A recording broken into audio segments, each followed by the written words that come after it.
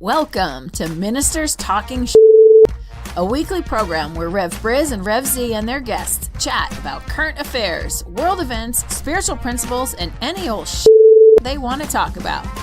Based on the New Thought philosophy and ancient wisdoms, Ministers Talking shares a visionary perspective of the evolving spiral called spiritual living. Join us each week as we explore the emerging paradigm of life on planet Earth and beyond.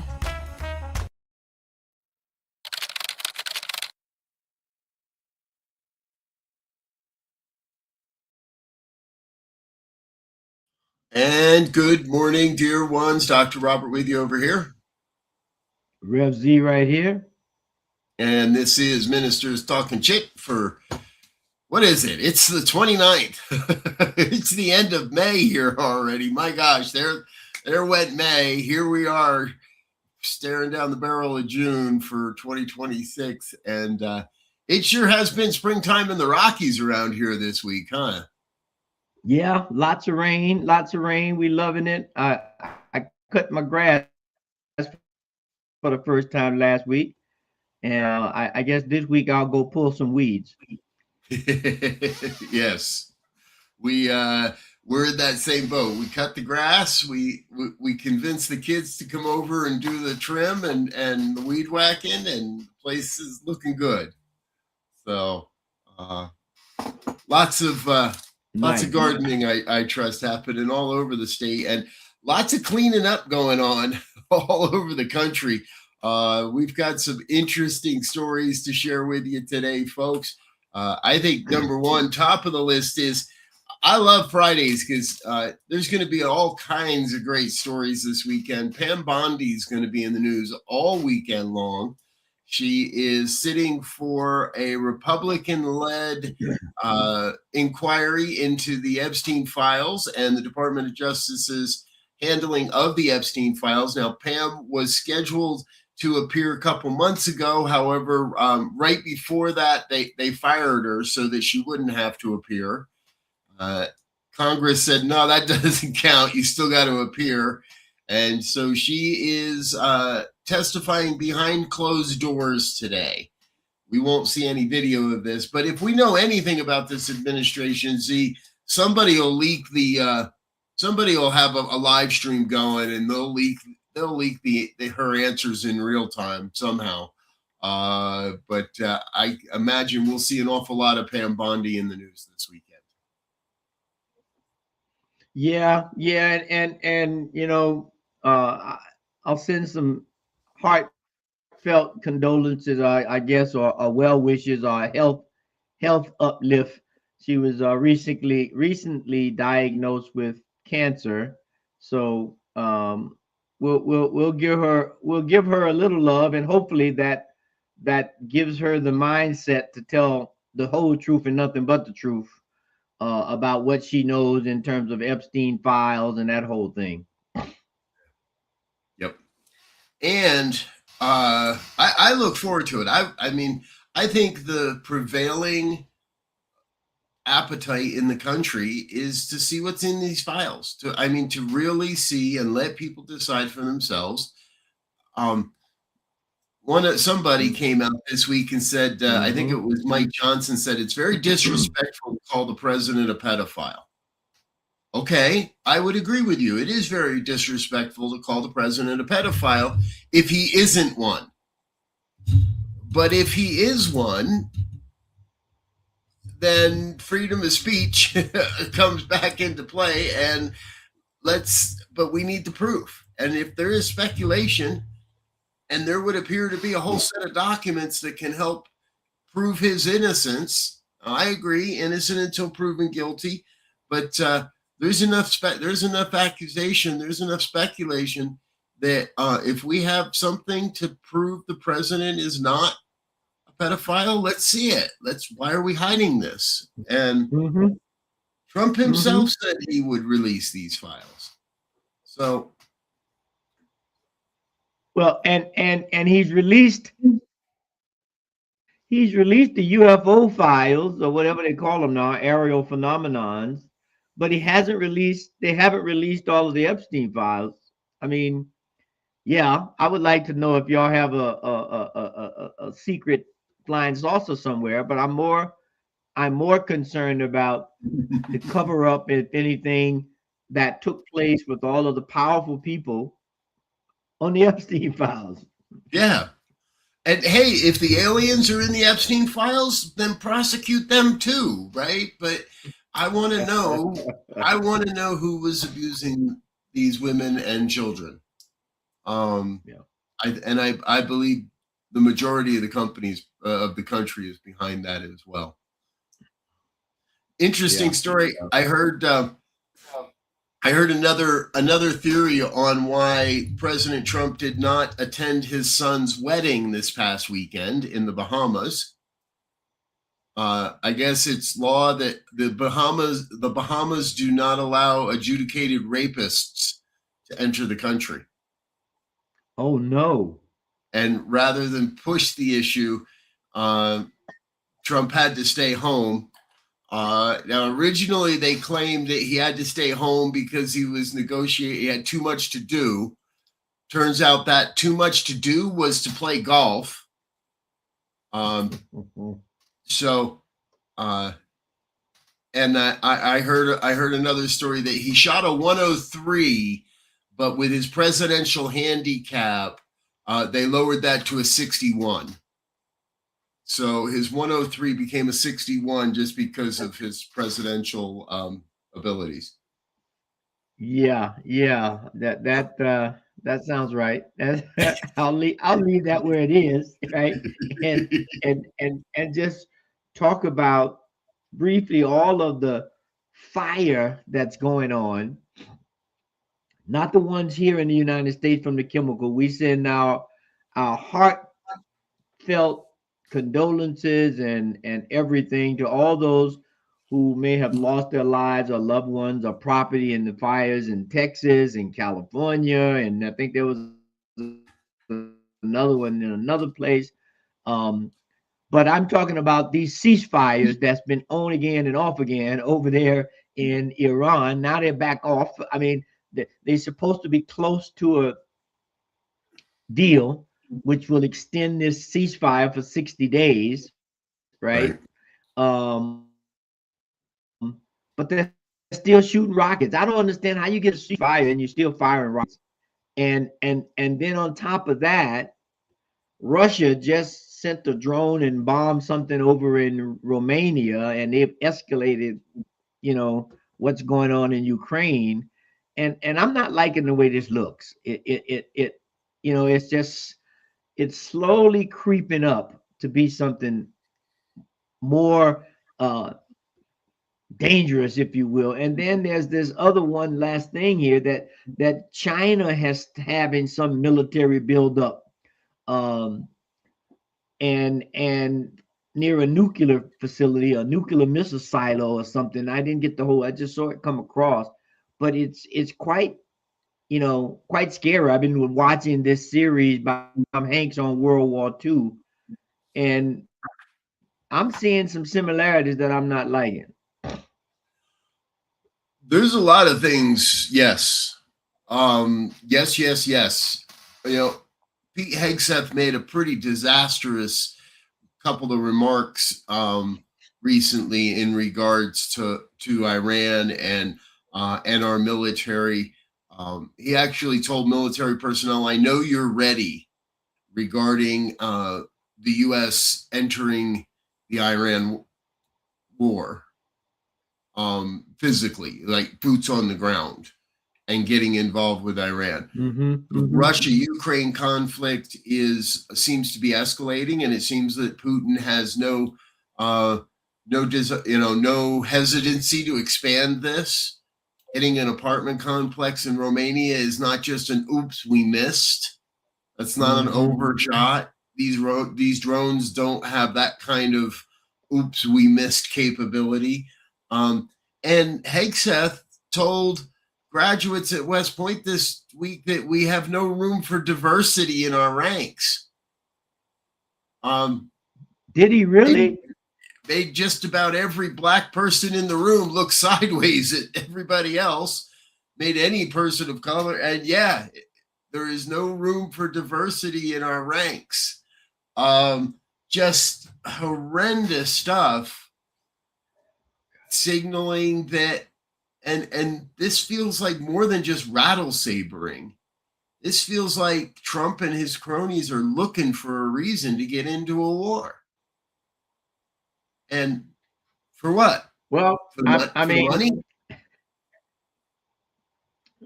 As a Black person, if they want to kick all the brothers and sisters out before they go to war, I'll be sad that they're losing income, but I'll be very glad that their lives are not in danger in that way. I mean, Right. That is ridiculous. You know, and here's a tidbit. You just made me think of a tidbit I just saw. This dude, Kevin Roberts, the Project 2025 guy, right? Who orchestrated that whole thing. Most people may not know, he has a PhD in African American history. And he studied families and extended families and all of this from 1740 to right after slavery. And you got to believe he's baked all of that in, whatever he learned, into this Project 2025 and how to disenfranchise people, or how to read people, or how to figure out how people are acceptable or not. And I mean, this whole thing is just, we continue to blatantly not look at the obvious. Global warming, I mean, you name it, right? I mean, they're saying global warming now, that the temperatures are going to be for the next 5 years at least higher than anything we've ever experienced. And we see right now at the beginning of that, all the things that are going on. And so I mean, we as a people, voting is coming up. Primaries are happening now. Go vote wherever you are. Get your ballot information early, research, go vote, so that when November comes, because we see how the president is putting his finger on the scale to get all of his people up for the primaries and kick out all the people who are against him. So we need to be expeditious about figuring out who to vote for, where to vote, and then go do it. Yes. Yes. And how do we support those around us that may need support or help or getting to the polls? Or I'm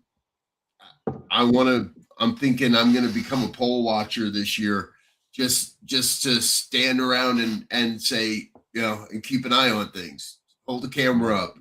Let people know that you're watching. Let people know that the American people are paying attention to what's happening here, not just going along to get along. Yeah. Well, yeah. Folks, if you're out there watching, feel free to chat along, chime along, drop a comment in the comment box. Let us know you're with us on this fine, beautiful Friday morning here in May. We're getting ready to launch into the full effect of summer coming here shortly. So we'd love to hear from you as we continue here this morning. Yeah. And again, you know, another thing that's continuing to get headlines, and they're trying to downplay it, I believe, as much as possible, is this Ebola outbreak in the Democratic Republic of Congo. Yeah. And you know, at first they've gone from, oh no, it can't get out, it's pretty contained in Central Africa or whatever. And now they're screening people as they come into certain major airports, Atlanta being one of them, to see if they have symptoms of Ebola. Now, if it can't get out, why are you doing that? Right? And they're using like the 5 major airports, I think Chicago, LaGuardia, or JFK, actually not LaGuardia, and a couple of others, maybe LAX, I think it was. That to me says you are concerned enough that you're taking people's temperature and you're checking for symptoms for people coming from any plane that may have picked up anybody coming from that region. And, God forbid they get this wrong. Right. And we don't exactly have the greatest record when it comes to screening for public health or paying attention to these things. I did see a report that Americans that may be out of the country and are screened could be denied entry back into the U.S. and are most likely going to be sent somewhere in Europe because an initiative to begin a facility in Africa has failed. So even African countries are saying, yeah, we don't want you. If you test for Ebola, you're not coming here to sit it out. So it's, this is a thing. Africa has had a hard time getting a handle on the Ebola thing. The last major outbreak was in 2014. So we're just a little over a decade down the road. And that outbreak lasted for over 2 years. So big prayers for anyone and everyone affected by this. And I think you've got it right. Let's get it right this time. And here's the thing. When it happened in 2014, they did have a vaccine that could help slow the process. This one, there's limited vaccine to combat this. And then the second thing is we've shut down the CDC, we've hand struck them, we've laid off all the people who were experts in infectious diseases. The WHO, the World Health Organization, we've abandoned that whole idea. And then aid for foreign countries in terms of this. You got to sit there and think, this is part of that 2025 thing. And you got to sit there and think, what are these people planning? Not thinking, planning. Because it was 1973 or something like that. It's been around for a while. And this is a long range strategic plan. And you got to find out, you got to wonder, rather, what is the end game? What are they looking for? And we can speculate, but I would love to see the inside copies of that stupid thing. Yes. Exactly. So good to see you, Linda. Yes, I want to reach out to say good morning to Linda. There is a major isolation center in Omaha, Nebraska. However, we were suggesting that to establish a quarantine facility in central Kenya for Americans only. However, Kenya has said no to that. And my understanding is that we are rapidly searching to be able to send people somewhere other than Omaha, other than Nebraska. There's no real word that I've been able to find on how many people are currently at this quarantine unit in Nebraska, other than a handful of people from this most recent cruise ship. But the American government's being very quiet on how many Americans may or may not have been affected by this current outbreak. So again, raising up big prayers for the world on this one. We do not need another global pandemic at this point. And unless we get our hands on this and get it right, it's going to be a pretty big thing. Yeah. We just trust that we can move away from these old paradigms, right, of secrecy and conflict and imbalance, which just creates havoc everywhere. Because again, the one thing we preach, if you will, on this show is oneness. that everything is connected. We're all in this together. And when we forget that, we create these pockets of secrecy and stashing money and building bunkers underground after I done, destroyed my home planet. And we really have to wake up and as Jane Brown said, get involved, get involved. We have to get involved. However that is, go read to the elderly to make them feel. Go help a kid in kindergarten who can't read to help them read better. Go donate some old clothes which I'm going to do. I got too many in my closet that I'm not wearing. I go there and look at them. And I'm like, I'm not ever going to wear that again. I can't even fit that again. But they're still there. Somebody could use it. There are small things, small acts that we can do to help alleviate some of this trauma that's being inflicted upon the people of the country. Yeah. Yep. You mentioned this piece of oneness, and it kind of sparked in my head that, dang, that means I gotta congratulate the Golden Knights of Las Vegas. Because as we reported last week, hockey season was in full swing here in Colorado. However, the Golden Knights swept the Avalanche 4 straight in the division finals. Colorado looked like they barely even showed up. The offense sure as heck didn't show up. And Colorado out of the playoffs in 4 straight. Condolences to the Avalanche, but big congratulations to the Golden Knights. They look good. They look like they could take the Stanley Cup at this point. So there's your sports update for the week, folks. Yeah. Well, and I guess we just throw one more in there.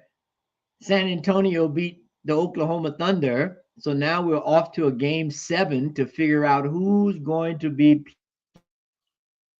playing in the NBA Finals. We already know New York is there, and that's New York City is going to go crazy. The whole state is going to go crazy, but New York City and the metro area is going to be absolutely pandemonium. Insane. I lived in New York for 16 years, and I can tell you they are avid sports fans, and they are rabid about their team.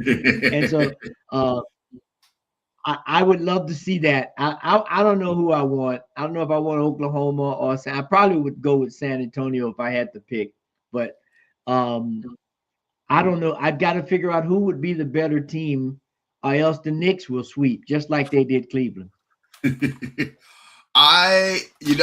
Growing up in New Jersey, I rooted for anybody but a New York team. But in this instance, I got to root for the Knicks. I don't care whoever the Knicks are going to beat. That's who I want to see in the playoffs. I'm rooting for the Knicks this year. That feels like it's been a long time coming, and the New York sports community deserves one after all these years. It's been a long time, and they deserve one. So let's go Knicks. Yeah. I'm in. Yeah. Very good. I love it. Yeah. It's going to be fun. Yep. And speaking of fun, I love this one. So many of you know that CBS News has been purchased. CBS as a media company has been purchased up by some far right wing folks that are making a lot of changes. They failed to renew the contract of a very long-time producer at 60 Minutes this past week. She has publicly stated she has fear for the future of the brand and the franchise. And CBS is going through a whole lot, including the firing of Stephen Colbert. So last week marked the end of Colbert's run at The Tonight Show. They closed The Tonight Show completely, is my understanding. Now, they immediately announced they're going to they're putting a new comedy show in that time slot, which just sounds like, yeah, you're changing the name. But to me, Colbert went out with a big bang. He might have cost the company a whole lot of money by showing some copyrighted type material by Peanuts franchise as his closing statement. But the really funny part is he showed up on a cable access only program this past week called Only in Monroe, out of Monroe, Michigan. It's an interesting story. About 11 years ago, in between programs, a couple of women invited him to come guest host a program called Only in Monroe, and he said yes. So somehow someone got the bright idea that he was off the air for an entire 23 hours. He actually joked about it, saying it was the most excruciating 23 hours of his life not being on TV. And hosted an episode of Only in Monroe, got Jeff Daniels as a guest. Jack White was his music team, as far as Jack White stood there and played some recordings on a reel-to-reel and a boombox. And they destroyed the set at the end of the night because the cable access channel had said they needed to replace the set anyway. So, yeah, he could destroy the set. It was hilarious. If you have an hour, go watch it. But kind of the petty thing is people started to release some clips from this show, and CBS News was going around threatening to sue them for copyright infringement earlier this week. They eventually backed down off of that stance after they realized that what are you going to do? Sue a bunch of people that have no money? So CBS, once again, slipping in viewership, slipping in just being a good corporate citizen, in my opinion. And Stephen Colbert continuing to do what he does, which is laugh in the face and create parody in the face of this corporate takeover of American culture. Yeah, I mean, we are at a point now. You know, like when your computer get all messed up, and you got too many windows open, you got too many things going on, and you have to hit the reset button, or in some cases you just got to reboot, right? And I think on all fronts in our culture now, globally, we need to hit a reset button, because I and this is a little off the point, but on the point. I'm looking at the World Cup is coming up, and I saw something that I thought it was just a parody.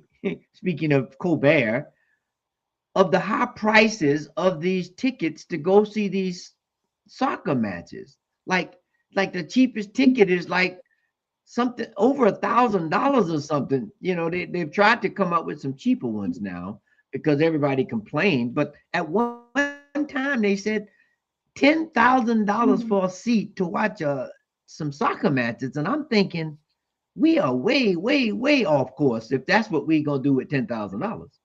Well, it makes a $24 beer seem less expensive.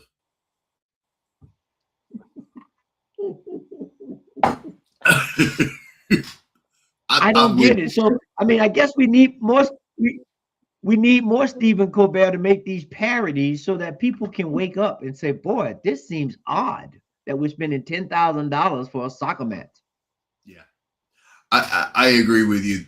There needs to be a reboot in a lot of places.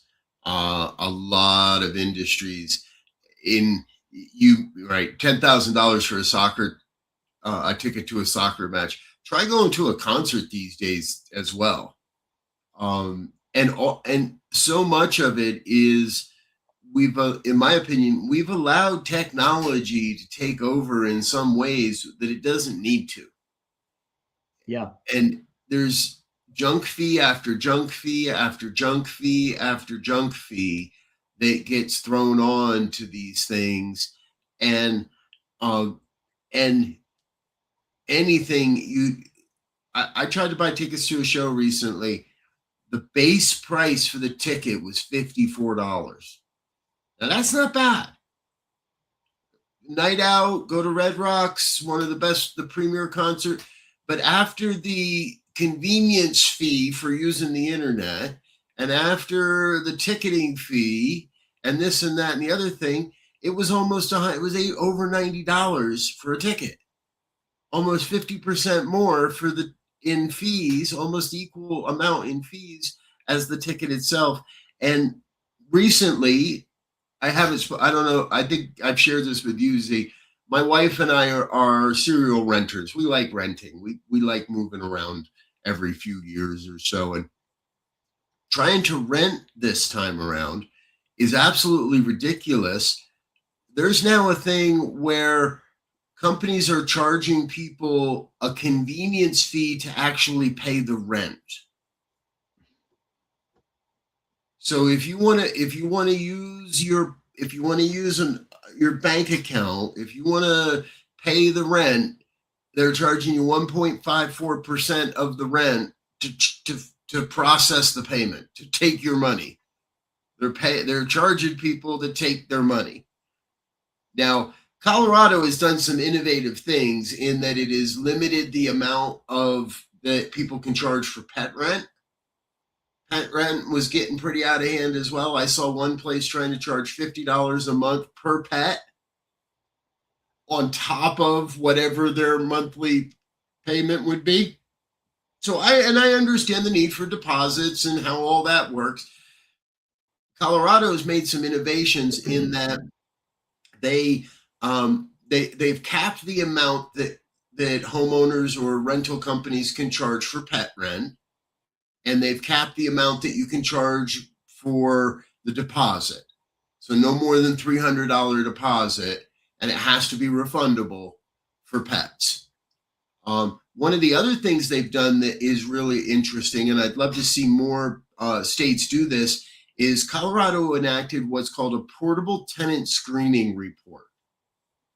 Now, this is important because in our recent search, we applied for at least 5, maybe 6 different homes. The market's pretty tight. Some places had 12, 15, 20 applications for a home. And we applied for 5 or 6 different places. Most of these companies, and even independents, they want to do a background check. They want to make sure you're employed. They want to do all these things, and that costs $50 a person. Colorado has instituted a portable tenant screening report where for 25 or 30, $20, you can get a report that has all that information in it. And all the landlords and all the management companies are required to accept that. So they can't charge you an application fee of $50 a person. We could have easily spent $500 or $600 or more dollars applying for places if this law had not been enacted. And it all went into effect in January. We had a couple of places are like, no, we don't take that. I'm like, oh yeah, you do. It's law. Look it up. You're required by law to accept this piece of paper in lieu of your $50 or $60 application fee. So the junk fee culture and consciousness, this idea of take these folks for every dollar we can, get as much out of them as we can. I said it to a couple of landlords that private equity has ruined the rental market in America at this point. But there are good people, and Colorado seems to be leading the way in how do we combat that, and how do we keep things even and affordable for people that are out there renting homes. Well, and you know, the other part of that is those who want to have a home or are looking to own a home, especially the younger people. It's almost impossible at this moment in time, unless they got a rich uncle or somebody or a parent that's left them a trust fund, to buy a home. Starter homes now, here in Colorado, starter homes are like $400,000, right? For a nice size home for a family of 4, parent, 2 kids. That's gonna get you about 400,000 plus or minus 50,000, right? Which means for 20% down, closing fees, appraisals and all that. Someone has to have, at a minimum, like $80,000 to $90,000 sitting on the sideline that they can put down on a place for the down payment and all of that. Then at the 6 point whatever it is interest rate, they're going to cost more. My one of my daughters lives in Seattle, and I was just looking to see, they're renting and they're in a good neighborhood, so they like it. But at some point, they're going to want to get a place, a starter home in places like Seattle, Chicago, New York. Well, I'm not even gonna put New York in there, but Chicago, New York. I mean, Chicago, Seattle, probably start at about $800,000 for a starter home, which means now you need $150,000 sitting on the sideline. These young people don't have that. And so we're going to create a situation where there's going to be nothing but renting. Houses are going to be passed down by, the lucky or the wealthy, and it's going to eventually catch us. It's going to catch us. And I've seen, so once you get into this process in this market, the algorithms like to market the hell out of you. And my understanding is most banks, you actually have to certify that the down payment funds are yours and not some rich uncle that's helping you out. So they won't take the down payment if it's a family member trying to help you. It's got to be yours, which to me is just another elitist form of keeping people down. However, yes. There's also been now the home builders are starting to become their own banks. Lennar Homes is an example. Lennar Homes has they've spun off and created their own bank, Lennar Mortgage. So you can walk in, and if you qualify enough, they'll give you a subprime mortgage on a brand new home so that they can trap you into an overpriced. And if your home builder and your mortgage are with the same company, that to me feels like a massive conflict of interest. I've had there's places up in Erie that look like they are paperboard boxes stacked as close as they possibly can next to each other, and they're using aggressive tactics to market to people that probably shouldn't be buying homes, and convincing they can buy a $400,000 home that's going to blow over in the next strong wind. And God forbid there's a fire in that neighborhood. We looked at apartment buildings. We looked at kind of everything you could think of, and especially here in Colorado, Arvada, Wheat Ridge, they're just letting anybody build anything they want, anywhere they want, to try to increase housing, but nobody's addressing the cost associated to actually live in any of these units. Yeah, and it begins to start looking like shades of 2008 crash. Right.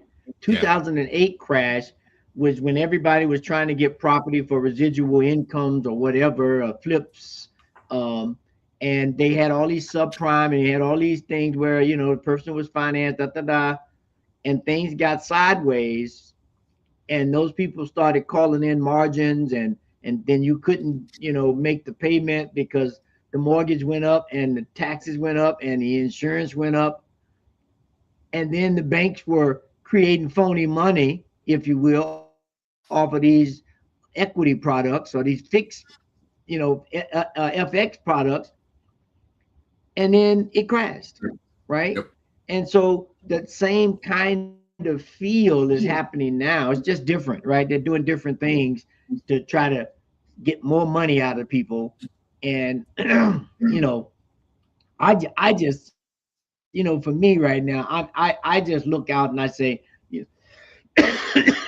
like the world today, whether it's politics or the conflicts or the economic uncertainty or the human, it's time for it's a time where heartbreak and courage are just everywhere. And I think we as a spiritual people, we have to start looking at life as it always gives us an opportunity to choose something better, right? Not to deny the world, not to be caught up in fear or any of that, but to look at life in relationship to everything else and come up with and be a conscious participant in unfolding a higher possibilities. Yeah. Because And all of these things are related, and sooner or later everything will run its course, and if we don't have an option for the next step after that course, it's going to be a challenge. And so we have to be grounded in truth, anchored in peace. We have to be guided by wisdom, and most importantly, fueled by love, so that we can stay abreast of what's going on and then figure out what do we need to do to act, to yep. counteract it or to alleviate it or to fix it or whatever the situation may be. Because as they say, times they do be a changing. Yep. That's the that's my call for the day. My call is putting people over profits. All of these problems we see, all these ills that we see, all these concerns we see in society right now, if I look close enough, I can trace every one of them back to people, corporations, to people putting profits over people. How much money can I get for a ticket? How much money can I get for a house? How much money can I get for a car? Uh, Starter cars now. I don't even want to go into the cost of what it costs to get in. We stopped making little cars, and now you got nothing but $60,000 trucks to choose from. But it's all. I want to see. You talked about it earlier, Z. Right, a reboot. I want to see a reboot where we go back to putting people over the profits, where we care more about our neighbors, where we say, "Hey, man, here, have some food out of my garden." Where we where we rely on our neighbors and ourselves and our communities more so than just relying on some big corporation to make it happen. Yeah. We didn't even talk about the Yeah. price of tomatoes. Tomatoes, oh my God. Don't go try to buy a tomato in the supermarket these days. It's ridiculous. The way that, and we're going to come back to it one more time. We have created this scenario because of our desire for the dollar and because of who we put in charge. Even if you didn't vote for him, the American people put a man in charge who has no concern for any people other than how to take money out of their pockets. And now we're seeing that consciousness run rampant in our country. So as we head into this election season, yeah, we're going to vote. And yeah, we're going to help our neighbors make sure we're going to vote. But I'm going to encourage everybody, we got to look out for the people more than we got to look out for even our own pocketbook. There's a gentleman down the street from us who's getting elderly, doesn't get around as much. Notice that in this spring rain, he hasn't had a chance to mow his lawn. Let's go mow that guy's lawn for him and not ask him to pay for it. Just go mow that guy's lawn for him. And whatever it might be in your community, let's put people over profits again. Now's the time. This is the hour. You know,